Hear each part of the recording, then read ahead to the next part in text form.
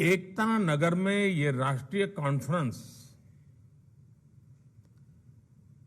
अपने आप में मैं महत्वपूर्ण मानता हूं।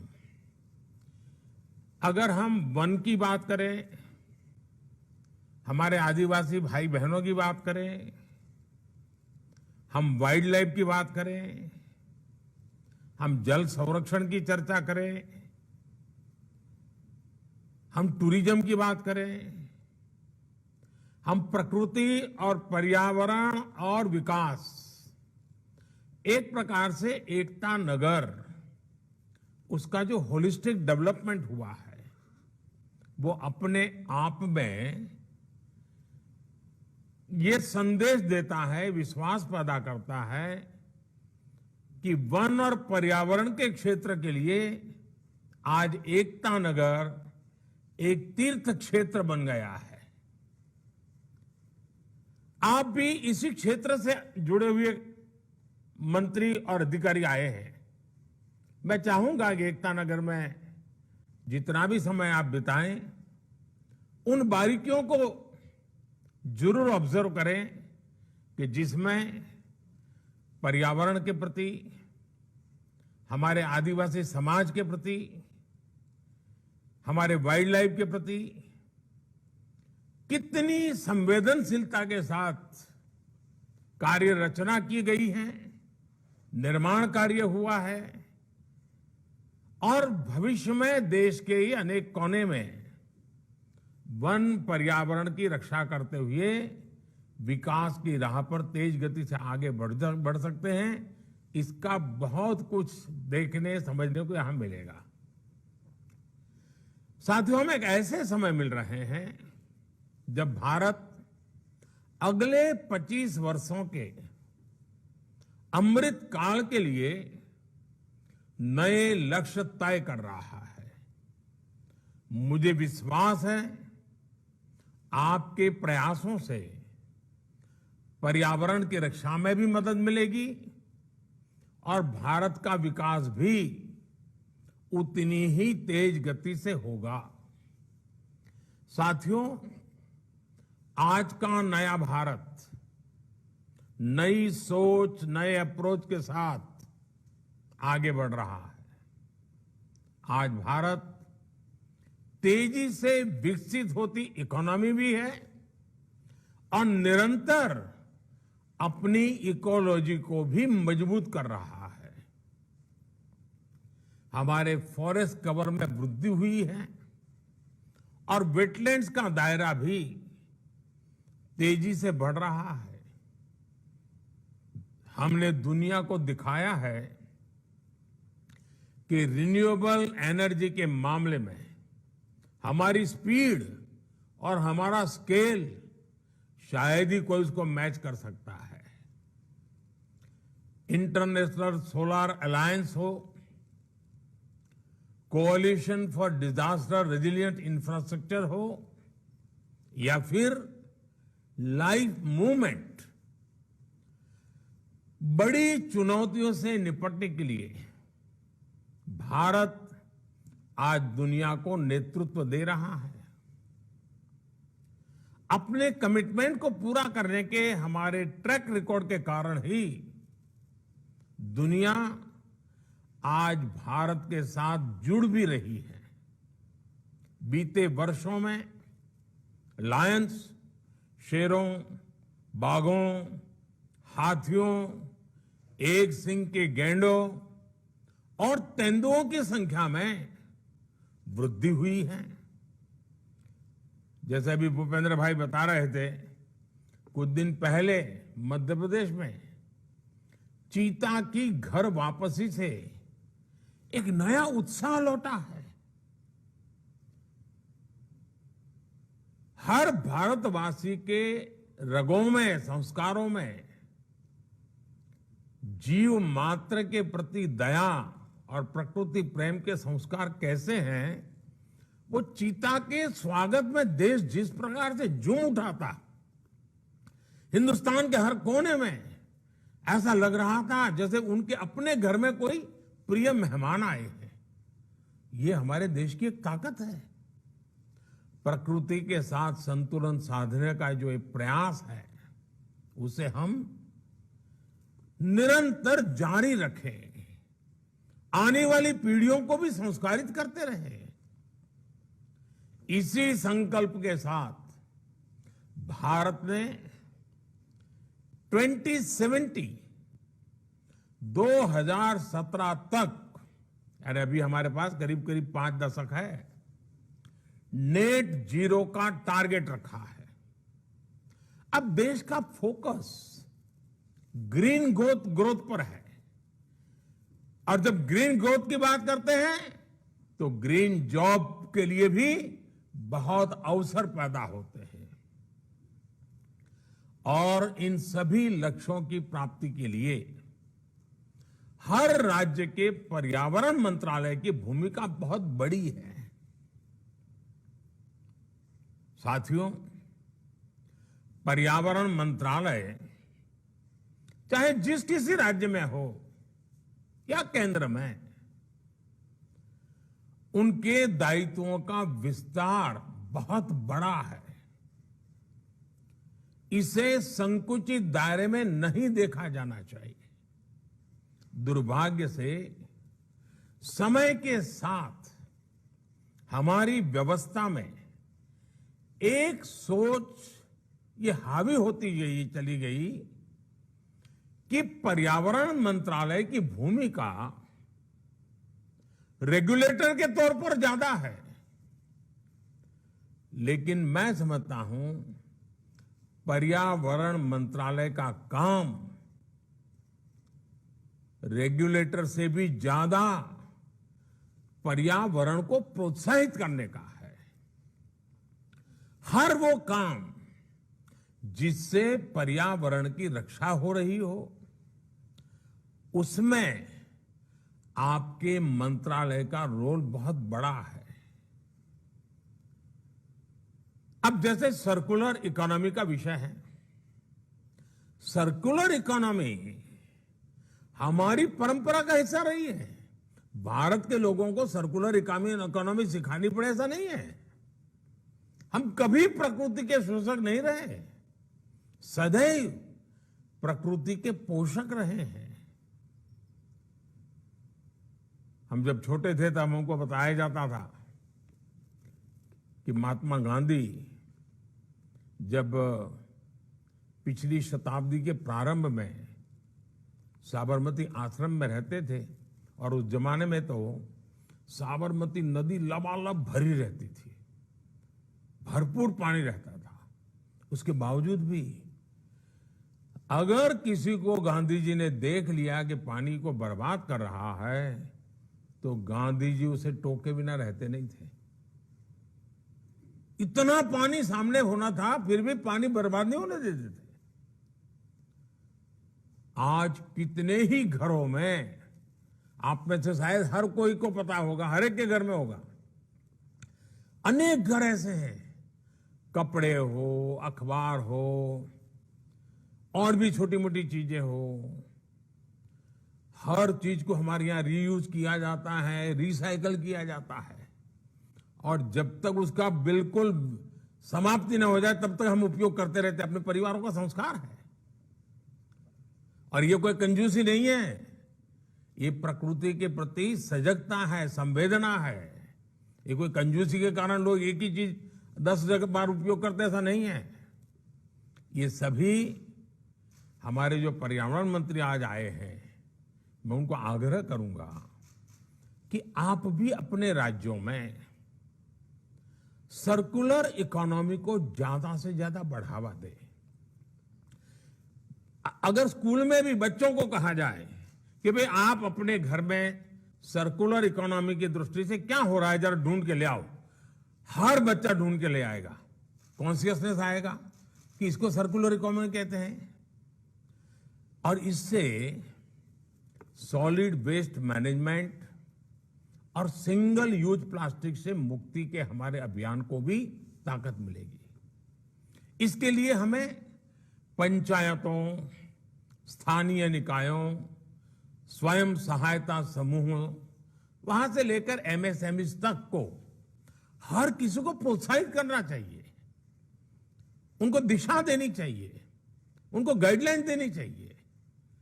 साथियों, सर्कुलर इकोनॉमी को गति देने के लिए ही अब पिछले साल हमारी सरकार ने, अपनी भारत सरकार ने व्हीकल स्क्रैपिंग पॉलिसी भी लागू की है। अब क्या राज्यों में ये व्हीकल स्क्रैपिंग पॉलिसी को लाभ उठाने के लिए कोई रोड मैप बना क्या? उसके लिए जो प्राइवेट पार्टियों का इन्वेस्टमेंट चाहिए, उनको जमीन चाहिए ताकि रिसाइकिल स्क्रैपिंग को इंप्लीमेंट करने के लिए काम आए।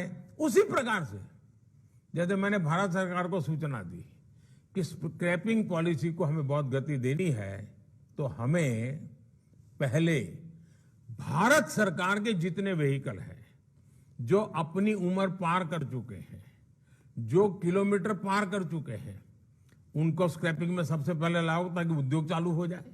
क्या राज्यों में भी पर्यावरण मंत्रालय अपने राज्य को सेंसिटाइज करे कि भाई आपके राज्य में जितनी व्हीकल्स होंगे उसको स्क्रैपिंग पॉलिसी में सबसे पहले हम शुरू कर लें, स्क्रैपिंग करने वालों को बुला लें, और फिर उसके कारण नई गाड़ियां भी आएगी, फ्यूल भी बचेगा।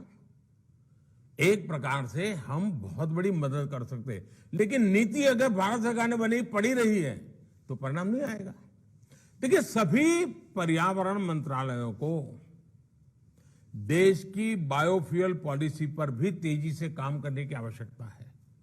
अब देखिए, बायोफ्यूल में हम कितनी तेजी से आगे बढ़ रहे हैं, लेकिन अगर राज्यों का भी ये कार्यक्रम बन जाए, राज्य तय करे कि हमारे राज्य के जितने व्हीकल हैं उसमें हम सबसे ज्यादा बायोफ्यूल ब्लेंडिंग करके ही व्हीकल चलाएंगे, देश में कंपटीशन का माहौल बनेगा। देखिए, पर्यावरण मंत्रालय को इस पॉलिसी को ओन करना होगा, उसे ग्राउंड पर मजबूती से ले जाना होगा। इथेनॉल ब्लेंडिंग के नए रिकॉर्ड आज भारत बना रहा है। अगर राज्य भी इसके साथ जुड़ जाए तो हम कितनी तेजी से बढ़ सकते हैं। मेरा तो सुझाव ये भी होगा कि हम इथेनॉल उत्पादन और इथेनॉल ब्लेंडिंग राज्यों के बीच में स्पर्धा हो, साल में एक बार उनको सर्टिफाई किया जाए कि कौन राज्य, और इसके कारण हमारे किसानों को बहुत मदद मिलेगी। खेत का जो वेस्ट है वो भी इनकम देना शुरू कर देगा। हमें इस हेल्दी कंपटीशन को बढ़ावा देना है। ये तंदुरुस्त स्पर्धा राज्यों के बीच, शहरों के बीच होती रहनी चाहिए। देखिएगा, इससे पर्यावरण की रक्षा के हमारे संकल्प को जन भागीदारी की ताकत मिल जाएगी, और जो चीज आज हमें रुकावट लगती है वो हमारे लिए नई क्षितिजों को पार करने का एक बहुत बड़ा माध्यम बन जाएंगे। अब देखिए, हम सब ने अनुभव किया है कि एलईडी बल्ब बिजली बचाता है, कार्बन एमिशन बचाता है, पैसे बचाता है। क्या हमारा पर्यावरण मंत्रालय, हमारा राज्य का बिजली मंत्रालय, हमारा राज्य का अर्बन मंत्रालय लगातार बैठ करके मॉनिटर करे कि भाई एलईडी बल्ब हर स्ट्रीट लाइट पर लगा है कि नहीं लगा है, हर सरकारी दफ्तरों में एलईडी बल्ब लगा है कि नहीं लगा है, एलईडी का जो ये सारा मूवमेंट चला है, जो इतनी बचत करता है, पैसे बचाता है, एनवायरमेंट की भी सेवा करता है। आप इसको लीड कर सकते हैं, आपका डिपार्टमेंट लीड कर सकता है। उसी प्रकार से हमें हमारे संसाधनों को भी बचाना है। अब पानी, हर कोई कहता है पानी को बचाना ये बहुत बड़ा काम है। अभी जो हमने आजादी का अमृत महोत्सव में 75 अमृत सरोवर बनाने के लिए कहा है, क्या पर्यावरण मंत्रालय, वन विभाग इसको लीड कर रहा है क्या? जल संरक्षण का बल दे रहा है क्या? उसी प्रकार से पर्यावरण मंत्रालय और एग्रीकल्चर मिनिस्ट्री मिल करके भाई ड्रिप इरिगेशन, टपक सिंचाई, माइक्रो इरिगेशन, उस पर बल देता है क्या? यानी पर्यावरण मंत्रालय के ऐसा है कि जो हर मंत्रालय को दिशा दे सकता है, गति दे सकता है, प्रेरणा दे सकता है और परिणाम ले सकता है। आजकल हम देखते हैं कि कभी जिन राज्यों में पानी की बहुलता थी, ग्राउंड वाटर ऊपर रहता था, वहां आज पानी के लिए बहुत बड़ा जंग करना पड़ रहा है। पानी की किल्लत है, हजार 1200 फीट नीचे जाना पड़ रहा है। साथियों, ये चुनौती सिर्फ पानी से जुड़े विभाग की नहीं है, बल्कि पर्यावरण विभाग को भी उसे इतना ही बड़ी चुनौती समझना चाहिए। आजकल आप देख रहे हैं कि देश के हर जिले में, जैसा मैंने आपको कहा, अमृत सरोवर का अभियान चल रहा है। अब अमृत सरोवर वाटर सिक्योरिटी के साथ ही एनवायरमेंट सिक्योरिटी से भी जुड़ा हुआ है। उसी प्रकार से इन दिनों आपने देखा होगा हमारे किसानों में केमिकल फ्री खेती, नेचुरल फार्मिंग।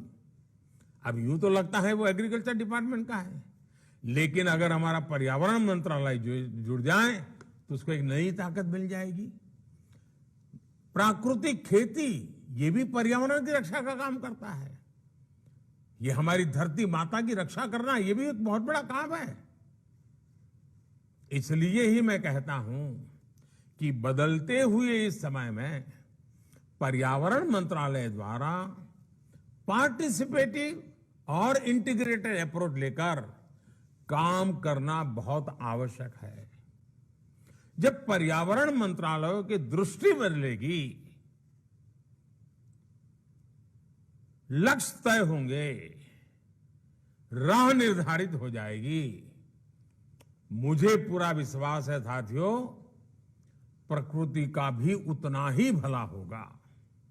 साथियों, पर्यावरण की रक्षा का एक और पक्ष जन जागरूकता, जन भागीदारी, जन समर्थन, ये बहुत आवश्यक है। लेकिन ये भी सिर्फ सूचना विभाग या शिक्षा विभाग का काम नहीं है। जैसे आप सभी को भली भांति पता है कि देश में जो हमारी नई राष्ट्रीय शिक्षा नीति, अब सचमुच वो आपके लिए भी उपयोगी है, आपके डिपार्टमेंट के लिए। उसमें एक विषय है एक्सपीरियंस बेस्ड लर्निंग पर, उस पर जोर दिया गया है। अब ये एक्सपीरियंस बेस्ड लर्निंग, क्या पर्यावरण मंत्रालय ने शिक्षा विभाग के साथ बात की क्या कि भाई आप स्कूल में बच्चों को पेड़ पौधों के विषय में जरा पढ़ाना है तो उनको जरा बगीचे में ले जाइए, गांव के बाहर जो पेड़ पौधे हैं वहां ले जाइए, पेड़ पौधों का परिचय करवाइए। अब ये शिक्षा मंत्रालय और पर्यावरण मंत्रालय मिलकर के काम करें तो उन बच्चों में पर्यावरण के प्रति स्वाभाविक एक जागरूकता आएगी और इससे बच्चों में जीव विविधता के प्रति जागरूकता आएगी और पर्यावरण की रक्षा के लिए उनके दिल दिमाग में वो ऐसे बीज बो सकते हैं जो आने वाले समय में पर्यावरण की रक्षा के एक बहुत बड़े सिपाही बन जाएंगे। इसी तरह अब जैसे जो बच्चे हमारे समुद्री तट पे हैं या नदी के तट पे हैं, वहां बच्चों को ये पानी का महत्व, समुद्र की इकोसिस्टम क्या होती है, नदी की इकोसिस्टम क्या होती है, वहां ले जाकर उनको सिखाया जाए मछली का क्या महत्व होता है, मछली भी किस प्रकार से पर्यावरण की रक्षा में मदद कर रही है, सारी बातें उन बच्चों को लेकर के समझाएंगे। काम तो शिक्षा विभाग का होगा, लेकिन पर्यावरण के विभाग के लोग, तो आप देखिए पूरी नई पीढ़ी तैयार हो जाएगी। हमने अपने बच्चों को, आने वाली पीढ़ियों को पर्यावरण के प्रति जागरूक भी करना है, संवेदनशील भी करना है। राज्यों के पर्यावरण मंत्रालय को इससे जुड़े अभियान शुरू करने चाहिए, योजनाएं बनानी होगी। अब जैसे किसी स्कूल में फल का कोई पेड़ है तो बच्चे उसकी जीवनी लिख सकते हैं, पेड़ की जीवनी लिखें।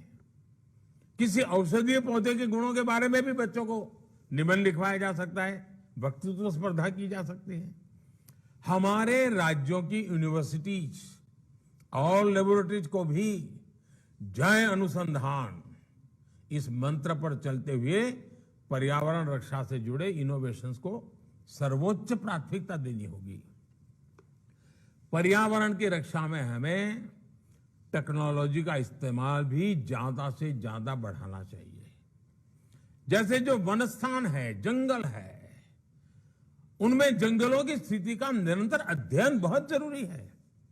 हम स्पेस टेक्नोलॉजी से हम लगातार अपने जंगलों का मॉनिटरिंग कर सकते हैं। बदलाव आए तो तुरंत मार्क कर सकते हैं, सुधार कर सकते हैं। साथियों, पर्यावरण से जुड़ा एक और अहम विषय है फॉरेस्ट फायर का भी। जंगलों में आग बढ़ रही है और भारत जैसे देश के लिए अगर एक बार आग फैल गई तो हमारे पास उतने संसाधन भी कहां हैं कि हम आधुनिक टेक्नोलॉजी से आग को बुझा पाएंगे। दुनिया के समृद्ध देशों को आपने देखा होगा टीवी पे, चाहे पश्चिमी अमेरिका हो, कनाडा हो, ऑस्ट्रेलिया हो, पिछले दिनों यहां जो फॉरेस्ट फायर हुआ, जो जंगलों में आग लगी, कितनी तबाही हुई, वन्य पशुओं की बेबसी, इवन जनजीवन को भी प्रभावित कर दिया। उसकी एशिस के कारण मीलों तक लोगों का जीना मुश्किल हो गया। वाइल्ड फायर की वजह से ग्लोबल एमिशन में भारत की हिस्सेदारी बहुत कम है जी, नगण्य है। लेकिन फिर भी हमें अभी से जागरूक होना होगा, अभी से हमारी योजना होनी चाहिए। हर राज्य में फॉरेस्ट फायर फाइटिंग मैकेनिज्म मजबूत हो, वो टेक्नोलॉजी ड्रिवन हो, ये बहुत जरूरी है। उसी प्रकार से हम सबको मालूम है आखिरकार आग लगने का कारण क्या होता है। जो सूखे पत्ते जंगलों में पड़ते हैं उनका ढेर होता है और एकाध छोटी सी गलती देखते ही देखते पूरे जंगल को आग पकड़ लेती है। लेकिन अब इस जंगलों में जो वेस्ट पड़ता है ना, पत्तियां पड़ती हैं, पानघर के अंदर जब सारा जंगल जमीन पर सब पत्तियां नजर आती है, आजकल उसका भी सर्कुलर इकोनॉमी में उपयोग होता है। आजकल उसमें से खाद भी बनता है, आजकल उसमें से कोयला बनाया जाता है। मशीन होते हैं, छोटे छोटे मशीन लगा करके उसमें से कोयला बनाया जा सकता है। वो कोयला और कारखानों में काम आ सकता है। मतलब हमारा जंगल भी बच सकता है और हमारी ऊर्जा भी बच सकती है।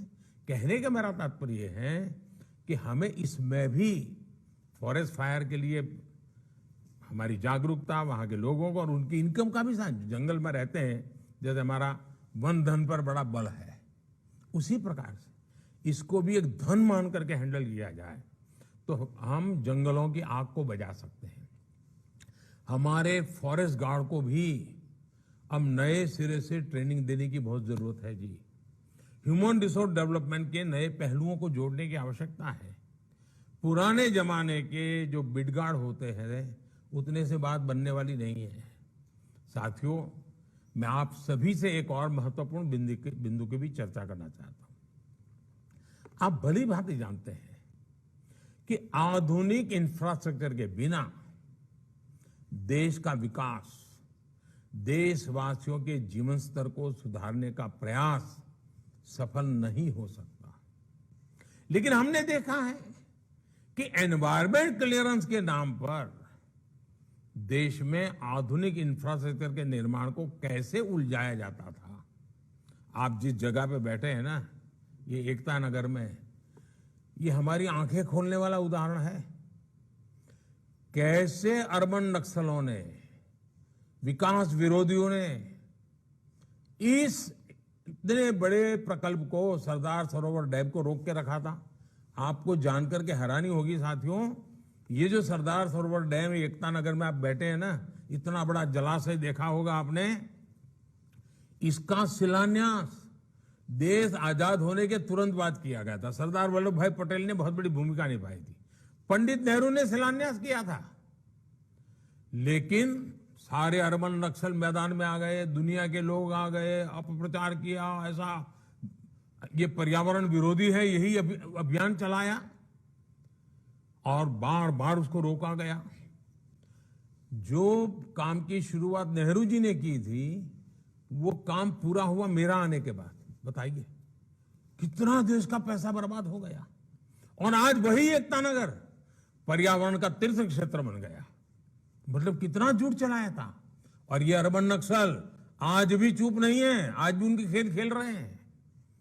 उनके झूठ पकड़े गए, वो भी स्वीकार करने को तैयार नहीं है।